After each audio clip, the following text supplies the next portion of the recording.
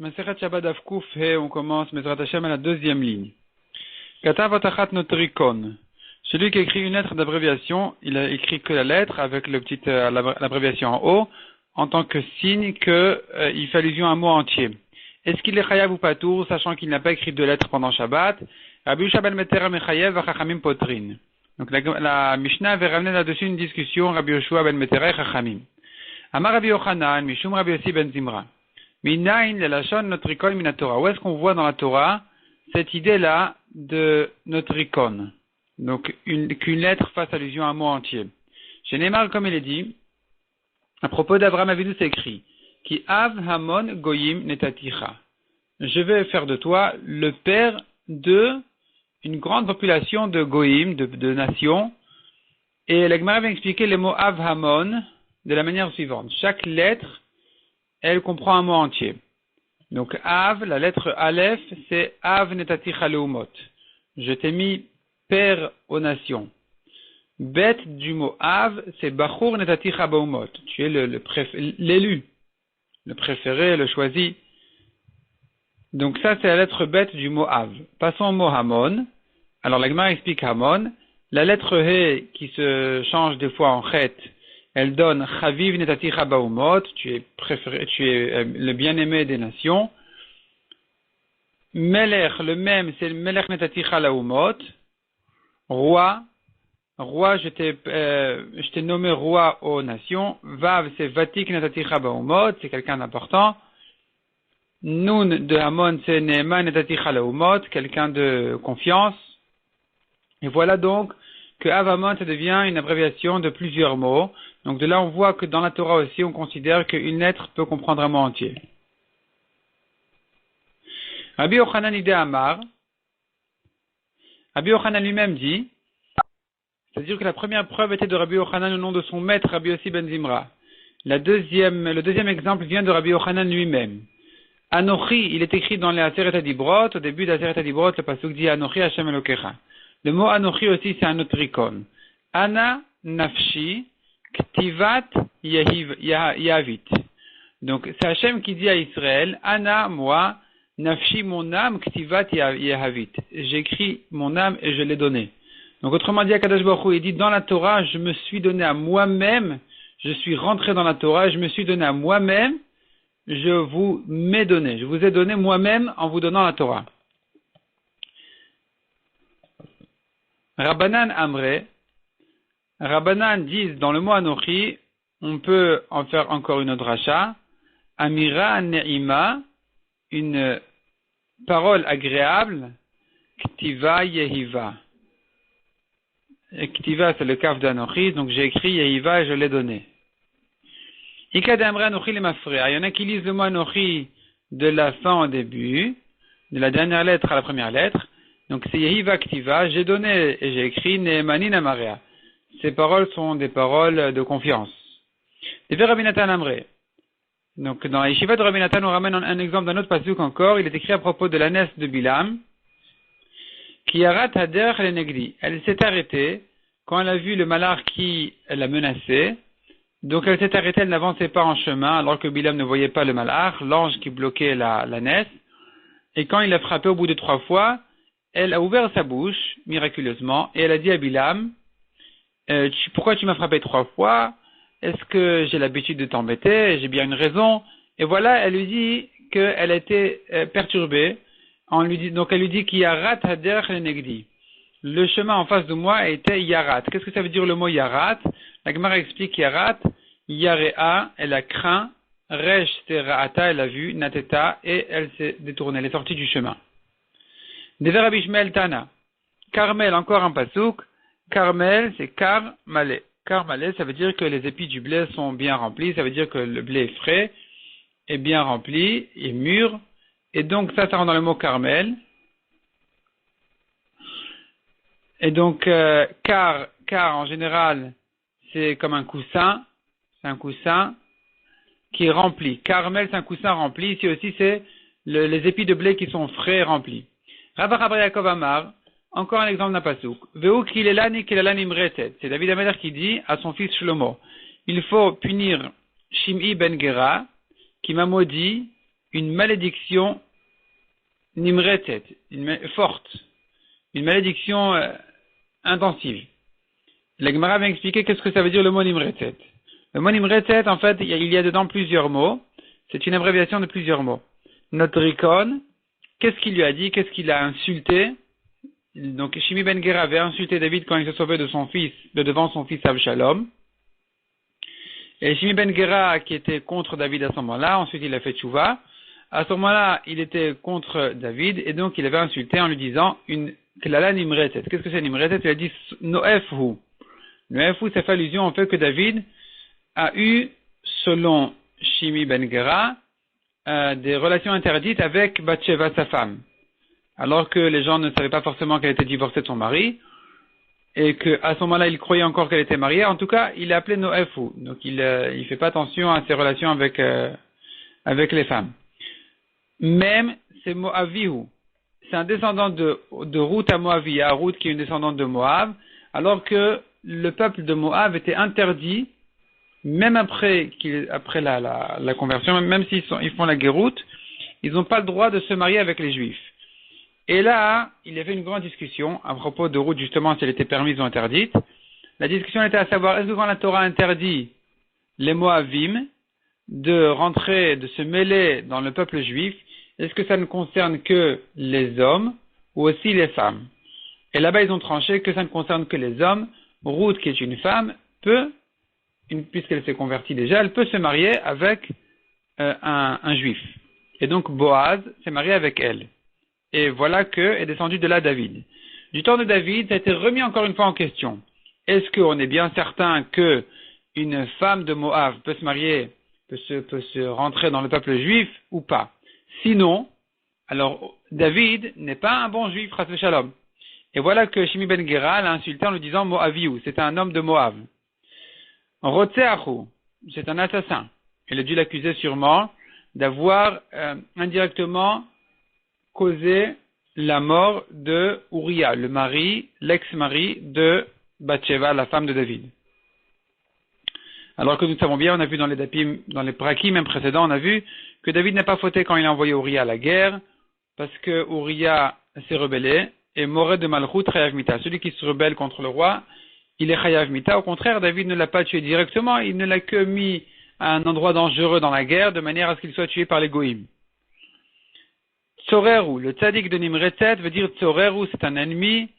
Toevaou, il est répugnant, il est très éloigné.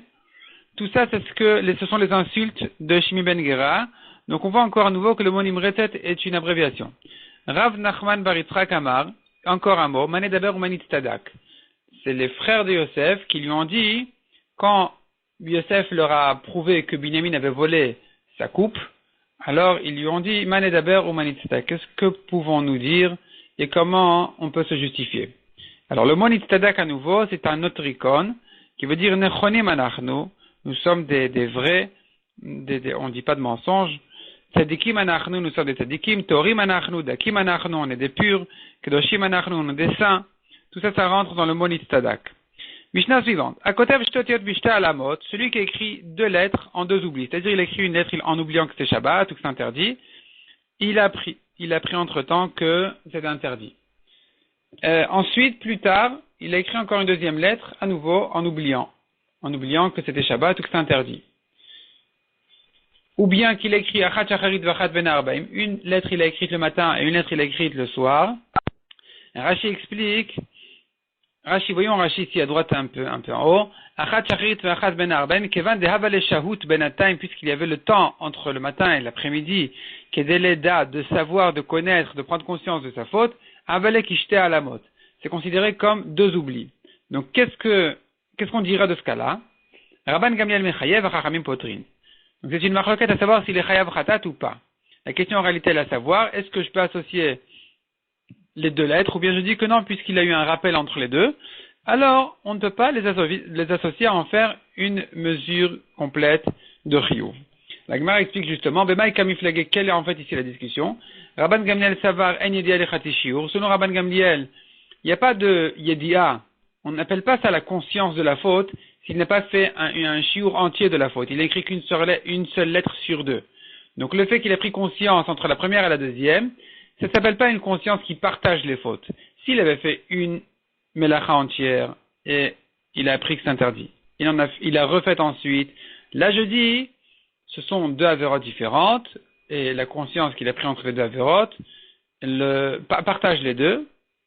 Et donc il est chayav de deux korbanot. Mais là, où la première fois il n'a fait que chati shiur, il n'a fait qu'une seule lettre, et il a pris conscience, cette conscience-là qu'il a pris entre la première et la deuxième lettre, elle est placée à un endroit où elle n'est pas capable de les partager en deux, puisqu'il n'a pas terminé encore la première melacha. Donc finalement, je pourrais lui associer la première avec la deuxième lettre. Selon Rabban Gamliel, il est justement chayav.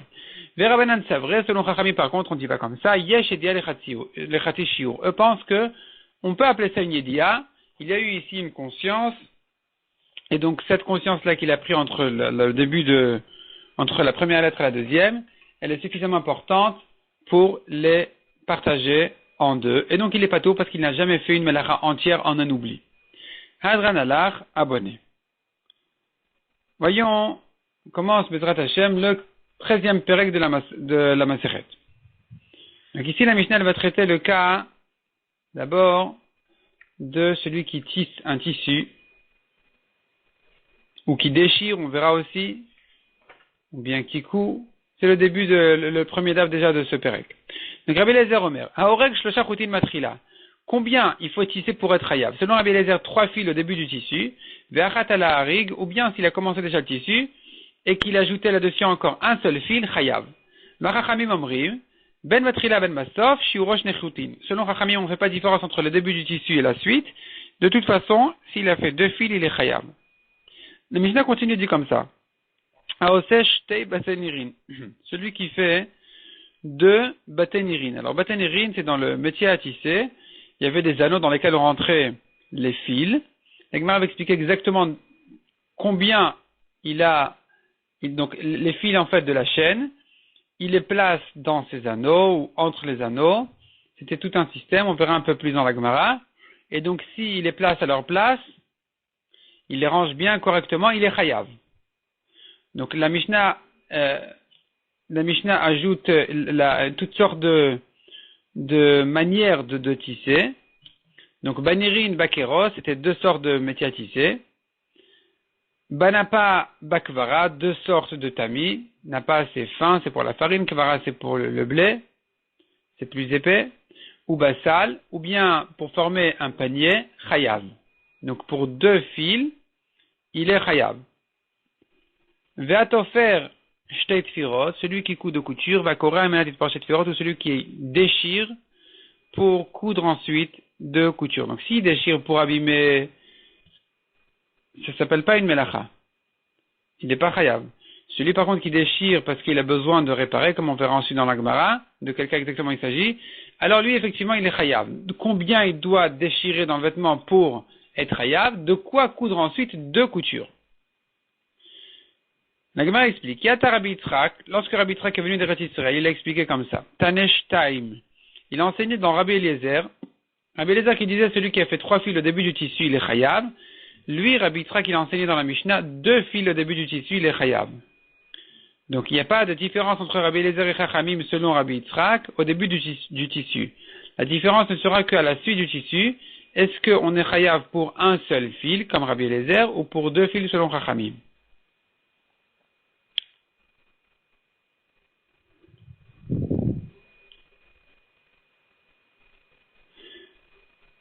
Demande à Gemara Ve'anantnan Shlosha. Pourquoi est-ce que Rabbi Yitzhak il enseigne 2 fils alors que nous dans la Mishnah on voit 3 fils? Lokacher répond à Gemara, c'est pas une contradiction, c'est pas une marloquette. Il s'agit de 2 cas différents. Habe alime, habe katine.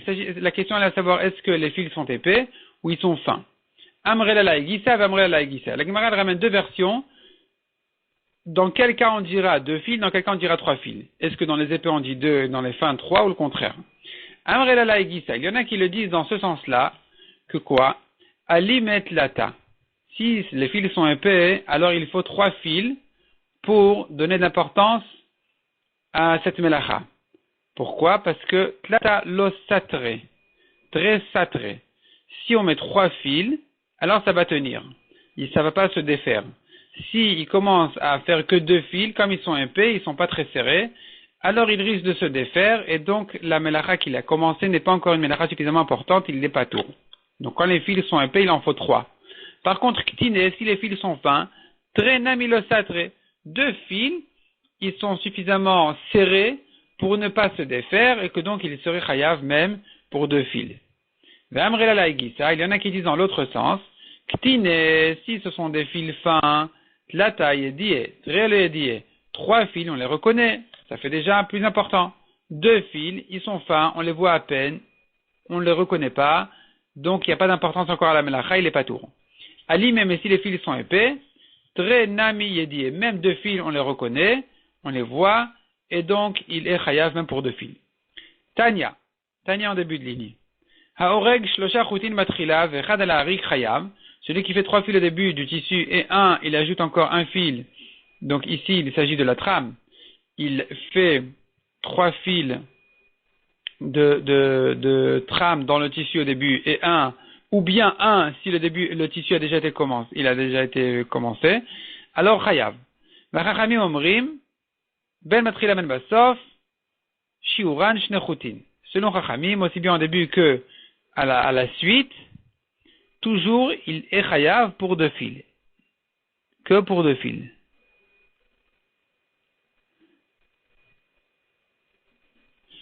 Ou basafa, si c'est à l'ourlet à la fin du vêtement, shnechutin, berochav, shlosha batenirin. Il sera chayav s'il a fait passer 2 fois le fil de la trame dans une longueur, une taille de 3 baténirines qui sont les anneaux du métier à tisser. À quoi ça ressemble? Pourquoi est-ce qu'on en rend chayav pour une si petite mesure? Parce que ça ressemble les oreg tiltul katan, celui qui tisse une petite teinture, où là-bas on dira aussi shnechutin berochav gimel baténirines. 2 fils de trame dans une largeur de 3, donc l'espace qu'il y a entre 3 anneaux du métier à tisser, il est chayav parce que la ceinture on l'a fait très étroite, elle est pas large. Puisqu'elle est pas large, alors on est chayav pour une mesure plus petite que ce qu'on a chayav d'habitude. D'habitude, comme on verra dans la Mishnah suivante, il faut il faut tisser plus que ça pour être chayav. Ici, pour un tout petit peu déjà, donc 3 baténirines, ça doit être vraiment très peu, il est déjà chayav. Ce qu'on a vu que quand il a tissé 3 fils au début et il a ajouté sur le tissu, il est chayav, stama ke Rabbi Eliezer. Ça va comme Rabbi Eliezer. Donc c'est une stam braïta qui n'a pas précisé qui est son auteur, mais on sait bien que c'est Rabbi Eliezer qui a dit dans notre Mishnah exactement comme ça. Tanya idach, autre braïta. Haoreg shnechutin ala gas, ve'ala imra, chayav. Celui qui tisse 2 fils de trame à la gasse sur si le tissu a déjà été bien entamé, vers la imra, ou bien au début du tissu, chayav. Rabbi Eliezer, lui, on sait bien, il n'est pas d'accord avec ça, et il dit, afilu echad. Rabbi Eliezer, il dit que si le tissu a déjà été entamé et que maintenant, il a ajouté dessus un fil, pour un fil, il est déjà chayav, ou basafa, shnechutin, berochav, shlosha batenirin, chayav. Et si c'est l'ourlet, les extrémités du tissu, il est chayav, même pour 2 fils de la trame, qui traversent 3 baténirines. À quoi ça ressemble? Les oreg tiltul katan, comme on a vu, ça ressemble à celui qui vient tisser une petite teinture, qui n'est pas large, et donc c'est pour ça qu'on le rend chayav même pour une petite mesure. Ici aussi, la fin du vêtement se fait des fois d'une autre espèce de fil, et donc là-bas, c'est normal de faire une toute petite mesure de cette autre espèce, c'est pour ça qu'il sera chayav même pour moins une plus petite mesure que d'habitude. Donc, on reprend l'agma, tiltul katan, shne chutin al rochav gimel batenirin, celui qui s'est fait une petite teinture, donc 2 fils, il a fait passer la trame 2 fois dans 3 baténirines, qui sont les anneaux du métier à tisser, il est chayav. Ve'orek shne chutin ala gas vala imra chayav. Et cette fois-ci, dans cette braïta, ce qu'on a vu que celui qui a fait 2 fils sur le tissu qui a déjà été bien entamé, ou bien à la imra au début du tissu, il est chayav. Stama ke Rabbanan, cette fois-ci, ça va comme Rabbanan, cette stam braïta, une braïta qui n'a pas précisé qui est son auteur, mais nous on sait bien que cette fois-ci c'est Rabbanan. Aose shne baténirines vechoulé. On a vu dans la Mishnah encore, celui qui fait 2 baténirines qui est une des melachot, c'est un av melacha. Un av melacha, c'est aose shne baténirines. Donc à part tisser, rien que de placer les fils dans le métier à tisser, ça le rend chayav déjà. La Gemara dit qu'est-ce que ça veut dire exactement baténirine, maï banirine, qu'est-ce qu'il a fait? On a dit dans la Mishnah, il a placé les 2 métiers, les 2 fils banirine, dans les nirines. Qu'est-ce que c'est que ces nirines là? Amarabaye, tarte bebate nira, vechada benira. C'est-à-dire que quand il a placé en fait ces fils, donc il s'agit cette fois-ci des fils de la chaîne, et il en a pris 2, et il les a placés tout au long du métier à tisser. Et donc là-bas, en réalité, il faut que ce fil-là traverse 3 étapes. En réalité, ça marche comme ça. Dans le métier à tisser, on a des anneaux suspendus pour un fil sur 2. Et plus loin que ça, encore une fois, on a une série d'anneaux suspendus pour le 2e fil sur les 2. À chaque fois, il y en aura toujours un qui rentre dans les premiers anneaux et, disons, tous les fils pairs, ils vont rentrer dans la première série d'anneaux et tous les fils impairs vont rentrer plus loin dans la 2e série d'anneaux. Et là, ce qu'on gagne avec ça, c'est qu'à chaque fois, on baisse une série d'anneaux en bas et l'autre elle est en haut et on fait passer le fil de la trame entre eux de manière à pouvoir tisser. Et donc là, il se trouve qu'il y a plusieurs étapes à placer. Pour bien placer les fils de la chaîne, il faut qu'ils traversent 3 endroits. Premier endroit, c'est l'anneau. C'est ce qu'on appelle ici dans la Gemara vechada benira.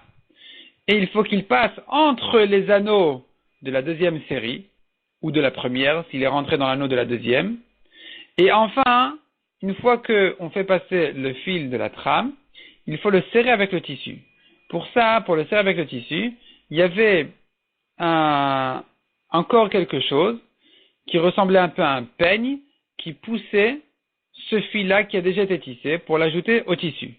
Et donc, c'est ce qu'on appelle ici tarte, amarabe, tarte bebatenira, donc les 2 fils, il faut les faire passer bebatenira dans 2 étapes qui sont d'abord entre les anneaux, parce que le fil il passe toujours une fois entre les anneaux et une fois dans l'anneau, comme on a dit. Et ça, c'est une étape. 2e étape, en fait, c'est la dernière, c'est de bien le placer entre les dents du peigne, qui vient ensuite pousser le fil qui a déjà été tissé et l'ajouter sur le tissu. Et vechada benira, et encore une fois, c'est le placer dans l'anneau lui-même. Parce qu'on a dit qu'il a été passé, on l'a placé entre les anneaux, et en 2e étape, il faudra le rentrer donc dans l'anneau. Et donc ça fait que dans ces 3 étapes-là, il est chayav. S'il a bien placé le fil de la chaîne tout au long de ces 3 étapes-là, il est chayav. Ça c'est banirim. Bakiros, maï bakiros, amarav matsuvita. Matsuvita c'est un métier à tisser qui sert plutôt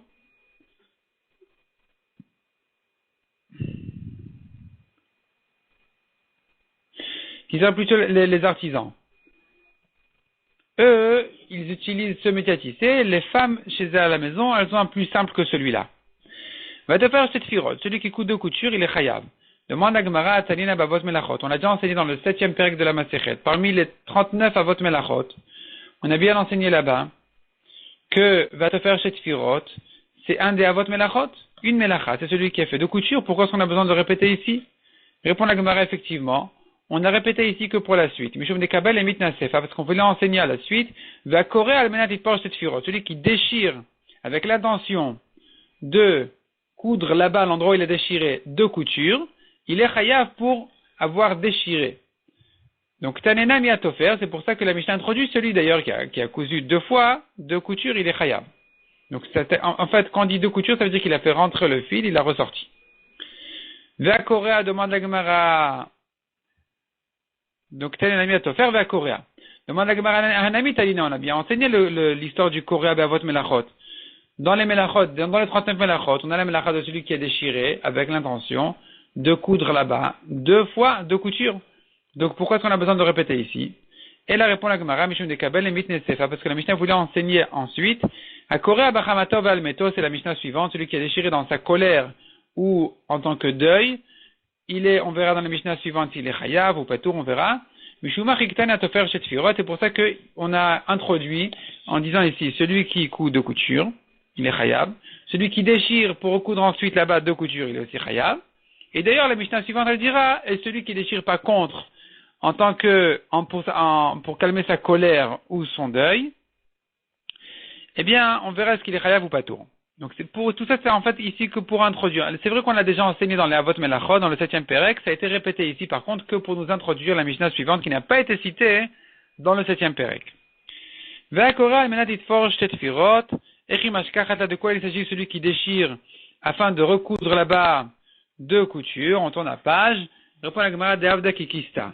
Le tissu a été mal fait, il y a une sorte de poche comme ça qui dépassait du tissu, il y a un pli dans le tissu, donc comme une sorte de poche. Il faut donc déchirer pour recoudre là-bas. Celui qui déchire comme ça pendant Shabbat, il est chayav. Du moment qu'il a déchiré une taille de tissu dans laquelle il compte recoudre 2 fois 2 coutures, eh bien il est chayav. Mishnah suivante. Akorea bachamato ve'almeto. Voilà celui qui donc déchire dans sa colère ou pour son mort. Vechol amekalkelin, ou bien tous ceux qui ont abîmé n'importe quelle melacha qui a été faite pour abîmer quelque chose, pturin. C'est pas une melacha importante, il est patour. Pendant Shabbat, n'est chayav de melacha que celui qui a construit ou qui a fait quelque chose d'important, pas quelqu'un qui a détruit. Et celui par contre qui abîme pour réparer, il a besoin de réparer et pour réparer il est obligé d'abîmer un petit peu, eh bien la mesure pour laquelle il sera chayav, c'est de quoi réparer. C'est d'ailleurs pour ça qu'on a dit celui qui déchire, il abîme, mais parce qu'il veut faire mieux que ça. Il veut réparer, recoudre bien correctement. Et là-bas, on dira que la taille du tissu qu'il doit déchirer pour être chayav, c'est la même taille pour laquelle il sera chayav quand il va recoudre. Donc, c'est 2 coutures. Shiur amelaben, le amenapet, va tove, va tove. La Mishnah, elle continue à citer maintenant les melachot suivantes qu'on a vues dans la Mishnah.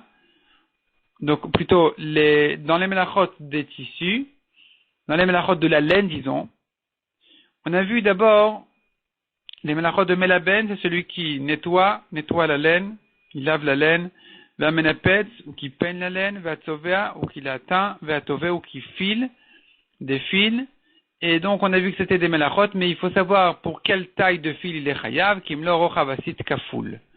Kimlo rochavasit kaful, c'est la taille d'un double site. Site, c'est la taille qu'il y a entre. Donc Rashi explique Asit Kafoul, voyons Rashi. Asit Kafoul, voyons Rashi. Asit Kafoul, Mefaresh Bigmara, site ou Efsek. Qu'est-ce que c'est un site simple? Ou Efsek chez Ben Etzba Lama. C'est l'espace qu'il y a entre l'index et le majeur. Que Moshe Adam Yachol Achivo, au maximum qu'un homme puisse les éloigner l'un de l'autre. Veim Tava. Et s'il a filé un fil, Veliben, où il a nettoyé de la laine, Venipetz, Vetzava, où il a peigné, où il a teint, Shehen Kulan Avot Melachot, qui sont tous donc des Avot Melachot, Chut Echad Aror, un fil, Keshiurazé de cette taille-là, il est chayav. Donc ça c'est Asit Kafoul. Donc ça c'est Asit, pardon. Ça c'était Asit. Et le site Kafoul, ça veut dire un double site. C'est 2 fois cette taille-là qu'il y a entre l'index et le majeur. Vea Oreg Shnechutin, celui qui tisse 2 fils. Donc on a dit qu'il était chayav. Mais combien il doit tisser 2 fils? C'est en fait, c'est faire passer la trame entre les fils de la chaîne. Donc combien de centimètres il doit le faire pour être chayav? Shiuro Kimlo Asit. Cette fois-ci, la taille sera comme un site, pas un double site, mais un site, donc comme l'espace qu'il y a entre l'index et le majeur.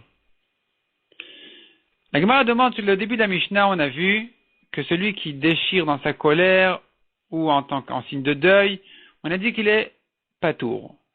Pourquoi? Parce que c'est un mekalkel, il a abîmé le vêtement. Demande la Gemara Veraminu, on a contre ça une braïta qui dit, Hakore bachamato be'evlo ve'almeto, chayav. Celui qui a déchiré dans sa colère, ou bien en tant que deuil ou pour son mort, il est chayav. Mais malgré qu'il a fait un chilul Shabbat, donc il a fait un travail interdit pendant Shabbat, il est quitte de sa mitzvah de déchirer ses vêtements pour ses proches qui sont morts. Donc ici on voit qu'il est chayav. Dans la Mishnah on a vu qu'il est patour. Comment comprendre ça? Répond la Gemara.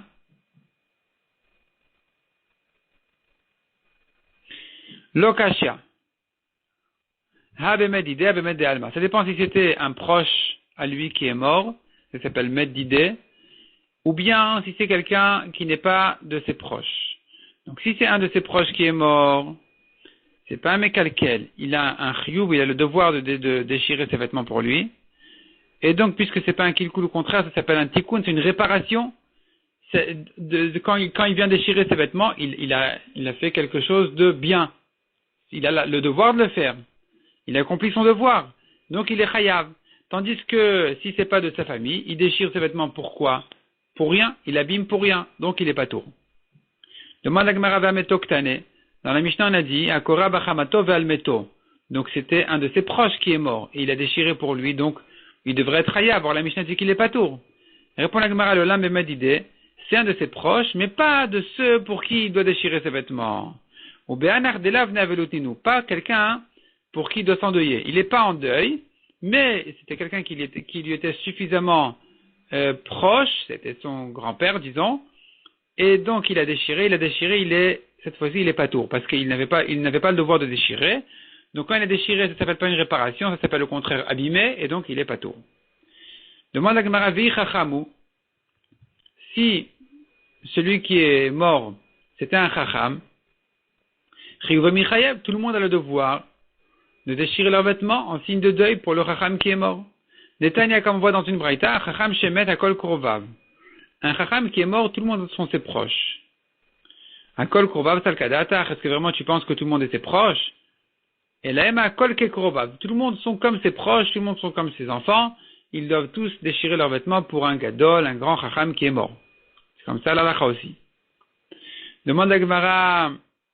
Pas demander, la Gemara continue. Donc, à kol korin alav, tout le monde sont comme ses proches, tout le monde doit donc déchirer leurs vêtements pour lui.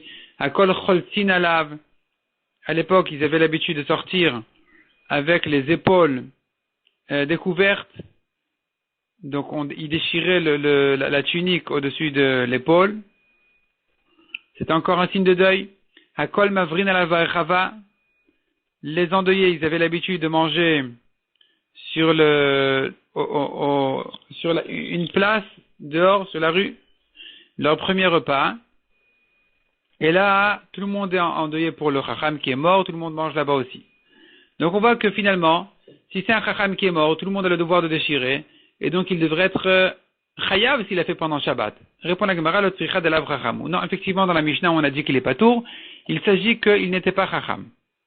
Donc celui qui est mort n'était pas un chacham. Demande à Gemara, bon, si c'est pas un chacham, mais ça peut être quand même un adam kasher, un homme correct. Vi adam kasheru, chiyuve michayev. Il faut quand même être en deuil pour n'importe quel adam kasher, n'importe quel homme correct qui est mort. Des Tanya, donc on voit ici que l'adam kasher, c'est pas simple, c'est quelque chose de très important. C'est un haut niveau. La Gemara considère adam kasher pour quelqu'un vraiment de haut niveau. Pour quelle raison, chas v'shalom, les fils ou les filles d'un homme meurent quand ils sont encore petits, afin qu'ils pleurent et qu'ils se mettent en deuil pour quelqu'un de kasher. Parce que les enfants, ils sont toujours ksherim, ils ne font pas d'averot. Et donc, pour qu'un homme puisse pleurer et se mettre en deuil pour quelqu'un de kasher, alors justement, ces enfants, ils vont mourir. Demande à Gemara, est-ce que, pour qu'il pleure, on va lui reprendre son gage, on va lui prendre ses enfants? Et la mipneh shelo bacha vitaber adam kasher. La Gemara répondant, c'est parce que c'est une punition, parce qu'il n'a pas pleuré, il ne s'est pas mis en deuil pour quelqu'un de kasher, et que donc, du ciel, on va le punir, que là, voilà, cette fois-ci, il va lui pleurer. Chez Kol Abochel Adam Kacher, Mochalin al Kol Avonotav, Mishvil Kavod Shasa. Car celui qui pleure pour un homme Kacher, on va pardonner toutes ses fautes, on lui pardonne toutes ses fautes pour l'honneur qu'il lui a fait. Donc, à nouveau, revient la question. Celui qui a déchiré ses vêtements pour un homme Kacher qui est mort, il devrait être hayav pendant Shabbat. Dans quel cas la Mishnah dit qu'il est pas tout? Répond la Gemara, le tzricha de lav adam Kacher, ou c'était pas un homme Kacher. Demande la Gemara, vei dekai bishat etiat neshama. S'il était quand même au moment de la sortie de son âme, de sa neshama, chiyuva michayev, il est quand même chayav de déchirer son vêtement. Détaïna Rabbi Shimon ben Elazar Omer, Aomed alamed bishat etiat neshama, celui qui est à côté du mort au moment de la ptira, au moment où la neshama sort, chayav likroa, il est chayav de déchirer ses vêtements. Même si c'est pas un chacham, celui qui est mort, ni un dame kacher, ni son proche, il est quand même chayav de faire une kriya de déchirer sa chemise. Allez, mais à quoi ça ressemble? N'importe quel juif dont la neshama s'en va, le quitte, à quoi il ressemble? Domé le Sefer Torah chez Nisrefa. Ça ressemble à un Sefer Torah qui s'est brûlé. Un Sefer Torah qui s'est brûlé, c'est voilà la neshama qui quitte le corps d'un juif. L'autre répond la Gemara, cet homme-là qui a déchiré pendant Shabbat sa chemise, son vêtement, n'était pas présent au moment de la Yetziat Neshama, au moment de la ptira de cet homme-là, et donc il n'avait pas le devoir de déchirer. S'il a fait quand même, ça s'appelle pas réparer, ça s'appelle abîmer, et donc il est pas tour. Demande la Gemara Tinach Meto. On comprend son mort. On a compris qu'il peut être pas tour dans le cas où il n'était pas chayav de déchirer. Et là en début de ligne au milieu de la page. Et là chamato kashia. Revient la contradiction à propos de sa colère. Dans la Mishnah, on a dit que celui qui déchire pour sa colère, il est patour. Dans la Braïta, on a vu qu'il est chayav. Comment résoudre cette contradiction? Répond la Gemara, chamato namilo kashia. Il n'y a pas de contradiction non plus dans la colère. À Rabbi Yehuda, Rabbi Shimon. Ça dépend de la discussion connue entre Rabbi Yehuda et Rabbi Shimon, qu'on a rencontré tout au long de la Masechet. Ha Rabbi Yehuda de Amar, la Gemara s'explique, selon Rabbi Yehuda qui a dit, melacha shen tzricha legufa chayav alea. Donc, Rabbi Yehuda qui dit, une melacha qui n'est pas nécessaire pour elle-même, il est quand même chayav. Comme ici, par exemple, dans sa colère, il a déchiré. Il n'a pas besoin d'obtenir un vêtement déchiré. C'est pas ça qui l'intéresse. Ça s'appelle donc une melacha she'en tzricha legufa, une melacha qui n'est pas nécessaire pour elle-même. Et son vêtement était le sacrifice de sa colère. Il a perdu son vêtement pour sa colère. Mais en réalité, ce qui l'intéresse aujourd'hui, c'était pas d'obtenir un vêtement bien déchiré. Et donc, selon Rabbi Yehuda, il est quand même chayav, parce que Rabbi Yehuda, il dit, melacha she'en tzricha legufa chayav, tandis que, Rabbi Shimon, notre Mishnah qui a dit qu'il est patour, elle va comme Rabbi Shimon de Amar, melacha she'en tzricha legufa, patour alea. Selon Rabbi Shimon, il est patour, c'est pas une vraie melacha, c'est pas une melacha importante. Une melacha pour laquelle on est chayav, c'est que si vraiment il a l'intention, il a l'intérêt d'obtenir son but était justement la melacha elle-même. Or ici, ce n'est pas le cas, donc il est patour. Demande à Gemara. La Braïta qui dit qu'il est chayav, ça va comme Rabbi Yehuda. Donc il a déchiré dans sa colère, il est chayav comme Rabbi Yehuda qui dit melacha she'en tzricha legufa, il est chayav. La Gemara demande, mais non, ici on devrait quand même le rendre patour. Eimar desham atle Rabbi Yehuda bemetaken. Il est vrai qu'on a entendu Rabbi Yehuda dire qu'il est chayav pour une melacha she'en tzricha legufa dans le cas où il a fait une réparation. Il a réparé quelque chose, mais ce n'était pas son intérêt. Là, je dirais qu'il est quand même chayav selon Rabbi Yehuda. Mais bemekalkel misham atle, s'il a abîmé, comme ici, il a abîmé sa chemise dans sa colère, est-ce que Rabbi Yehuda dira qu'il est chayav? Amar Rabbi Avin, répond la Gemara, hainami metakenu. Lui aussi, il a réparé. Il a fait du bien à sa colère. Il a calmé son Yetzerara, il a calmé sa colère.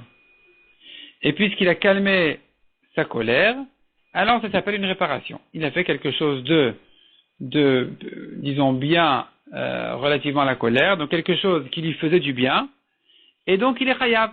C'est une réparation. Selon Rabbi Yehuda, il sera chayav. Demande à Gemara ou Kaïgav la Mishar, est-ce qu'il est permis de faire cette chose-là? Ça s'appelle vraiment une réparation. Au contraire, c'est interdit de le faire. Si c'est interdit de le faire, de déchirer un vêtement dans sa colère, alors on ne peut pas appeler ça une réparation. Au contraire, il renforce son Yetzirah. Ve'atanya, Rabbi Shimon ben Elazar Omer Mishum Chilfa bar Agra. Donc Rabbi Shimon ben Elazar a dit au nom de Chilfa bar Agra, She'amar Mishum Rabbi Yochanan ben Nouri, qui a dit au nom de Rabbi Yochanan ben Nouri, Hamekarea begadav vachamato, celui qui déchire ses vêtements dans sa colère, et Amshaber kelav vachamato, ou qui casse, qui casse ses kelim, ses ustensiles dans sa colère, qui dans sa colère, il disperse ses pièces de monnaie, il jette son argent, il doit être à tes yeux comme quelqu'un qui fait avodazara. C'est comme ça que le terrara il travaille. Comment le terrara il travaille? Le mauvais penchant, qu'est-ce qu'il fait avec un homme? Aujourd'hui, il lui dit non, je vais pas te dire d'aller faire avodazara. Pas du tout. Mais bon, ça c'est pas si grave que ça, c'est pas très grave. Vas-y, fais un petit truc. Donc aujourd'hui, tu t'énerves, tu perds un petit peu le contrôle de toi-même, et voilà, tu jettes, bon, c'est quelques centimes. Ou le machar omer la sekar. Demain, il dit, ah bravo, hier tu es un bon élève, tu es un bon garçon, aujourd'hui, vas-y, un peu plus. Ah, tu omer la vodazara. Jusqu'à que, plus tard, avec le temps, il va lui dire, vas-y, mais fais avodazara. Et voilà que celui-là, il va y aller. Donc celui qui se met en colère et qui perd complètement le contrôle de lui-même, doit paraître à tes yeux comme quelqu'un qui fait avodazara. Amar Aviavil Maïkraa, de quel pasuk qu'on l'apprend? Lo yebecha el zar, velot ishtachavel el nechar. Donc lo yebecha el zar dit le pasuk qu'il n'y ait pas en toi un dieu étranger, velot ishtachavel ne te prosterne pas el nechar à un dieu étranger, ezeu el zar shesh begufo shel adam. Le pasuk dit lo yebecha el zar, qu'il n'y ait pas en toi, dans toi, un dieu étranger. Qui est le dieu étranger qui a dans le corps de l'homme? Eve Omer Zeetara, c'est le Etara. Donc ne te laisse pas faire comme ça, ne te laisse pas aller par le Etara à tel point où tu n'as plus de contrôle de toi-même. Et donc finalement revient la question, celui qui déchire dans sa colère ne dit pas qu'il a réparé sa colère, il a apaisé sa colère, et c'est pas une réparation, c'est pas bien du tout, c'est très grave ce qu'il a fait. Au contraire, il s'est aggravé il s'est aggravé sa situation vis-à-vis du Etara, et le Etara il le domine de plus en plus. Répond la Gemara l'Otricha. De quoi il s'agit ici? Des Kavid et Mirmaemta, ce qu'il a déchiré ici, ce n'est que pour mettre de la crainte à Inchebete sur les gens de sa famille. Donc pour ça, il se montre comme s'il est en colère, alors qu'en réalité il n'est pas en colère du tout. Kiha de Rav Yehuda, qu'est-ce qu'il faisait? Shalif Matzvaita. Quand il voulait montrer qu'il n'était pas content, qu'il était en colère, alors qu'il ne l'était pas du tout, il retirait les fils du bout de ses vêtements. Donc en réalité, il n'y a pas de perte ici, parce que de toute façon, il faisait semblant de déchirer quelque chose, alors que c'était déjà des fils qui étaient en dehors du tissu. Ravacha Bar Yaakov, Tavarman et Tiviré. Ravacha, lui, il allait casser des récipients qui étaient déjà cassés. Rav Shechet, qu'est-ce qu'il faisait? Ramil Leamte, Monini Aresha. Il versait sur la tête de sa servante du jus de poisson, de la sauce de poisson. Rabbi Abba, Tavar Nartema. Rabbi Abba, lui, quand il voulait montrer qu'il était en colère, il cassait le bouchon de la cruche. Donc apparemment c'est quelque chose qui n'était pas important. Et donc, ils se dominaient. Donc, les Chachamim, ils se contrôlaient complètement. Et au contraire, ils contrôlaient leur colère, ou même, disons, l'expression de leur colère. Ils se montraient en colère. Ils faisaient attention exactement à limiter qu'est-ce qui était une perte, qu'est-ce qui n'était pas une perte, de quelle manière ils pouvaient se montrer en colère et de quelle manière non. Mais en réalité, ils n'étaient pas du tout en colère. Donc ça, de cette manière-là, c'est permis. Donc ici aussi dans la Mishnah. Ou plutôt dans la Braïta. La Braïta qui a dit quelqu'un qui a déchiré son vêtement dans sa colère, il est chayav. De quel cas il s'agit? Donc on a dit ça va comme Rabbi Yehuda, mais pourtant on a demandé, mais il a abîmé, il n'a pas réparé. Réponse, non, il a réparé. Il a réparé non pas sa colère, il a réparé son intérêt de montrer qu'il était en colère. De cette manière-là, il n'a pas fait quelque chose d'interdit, et il y a ici une réparation de se montrer en colère pour mettre un peu d'ordre. Et donc, de cette manière-là, il sera effectivement chayav selon Rabbi Yehuda. Amar Rabbi Shimon ben Pazi, Amar Rabbi Shua ben Levi, Mishum bar Kapara. Kol amorit dmaot el adam kasher, celui qui verse des larmes pour un homme kasher qui est mort, Akadosh Baruch Hu sofran ou manichan le bet gnazav. Akadosh Baruch Hu il compte ses larmes et il les garde dans ses trésors. Chez Neymar, comme il est dit, Nodi safarta ata simadim ati benodecha. Donc, Nodi Safarta, Nodi ça veut dire, ça vient du mot Nedudim, je pense, qui veut dire mon exil. Ça, c'est le pshat du pasuk. Rashi dit autrement, Rashi dit ici, Nodi Safarta Ata, Lashon Lanudlo. Lanudlo, ça veut dire exprimer la peine pour quelqu'un. Ata simadimati benodecha, toi tu gardes ma larme dans nodecha, c'est une outre, et donc dans les trésors d'Akadosh Baruch Hu sont gardées ces larmes-là. Halo besifratecha, de là la Gemara comprend que ça veut dire qu'Akadosh Baruch Hu il les compte. Amar Rav Yehuda Amar Rav, kolamit atzel bespedo shel chacham, celui qui a la paresse et qui ne pleure pas pour le chacham suffisamment, il ne fait pas assez de espedim pour le chacham, Raoul le kovro bechayav. Il mérite d'être enterré de son vivant. Chez Neymar, comme il est dit, on l'a enterré, bigvul nachalato, dans son héritage, à la frontière de son héritage, betimnat serach, asher bar Ephraim. Il s'agit, je pense, de Yoshua bin Nun. Et donc, le pasuk décrit qu'il a été enterré là-bas, à tel et tel endroit, betimnat serach, asher bar Ephraim, c'est un endroit. Mitzafon Argash, au nord de Argash. Qu'est-ce que ça veut dire Argash? Argash, aujourd'hui on dit c'est un volcan. Mais la Gemara explique qu'est-ce que ça veut dire Argash. Melamed Sheragash Alhen Har Leorgan. Il y a eu là-bas un tremblement de terre et la montagne a voulu s'est précipitée sur eux pour les tuer.